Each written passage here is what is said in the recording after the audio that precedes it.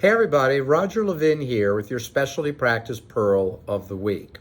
I want to talk to you about the subject of why delegation fails, and then I'm going to relate it back to your referral marketing program, but you can replace referral marketing program with any management system and apply the same information. Here's why delegation fails, and let me be rather quick about it. And just so you know, this is information and education taught in business schools, in textbooks. It's a big subject for managers and leaders. Why does delegation fail? Number one, you delegate to a person who doesn't have the capability to necessarily accept the delegation or the task. And unfortunately, you often don't find out unless you follow up and check in. But if you abdicate, you don't find out for quite some time when a bigger problem now exists.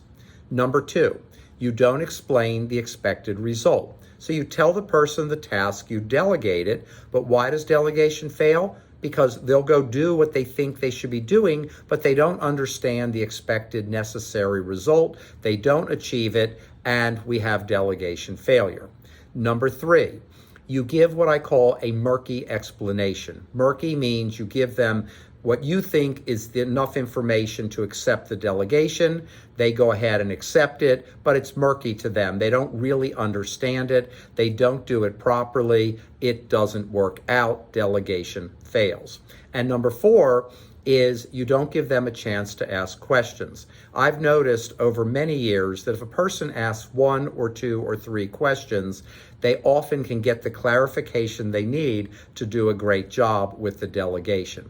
And remember, you want to maximize delegation because that creates efficiency, that increases speed, that lets you see more patients without stress, and it increases overall practice production. So you want to delegate everywhere you possibly can. And here's the ending question. Are your clinical assistants, for example, doing everything they're legally allowed to do? Now, I said I would relate this back to referral marketing, and I will. You need to have a PRC. We've talked about this so much, a professional relations coordinator, 16 to 20 hours a week.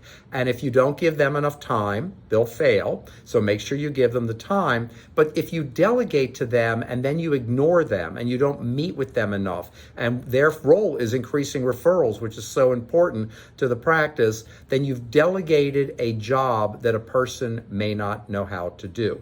You've got to get them trained and retrained and retrained. They've got to come up with new strategies. So the same delegation concept that you can use for clinical assistants and front desk needs to be applied to your PRC. As always, I wish you increased practice production and referrals every year, and I'll see you next week.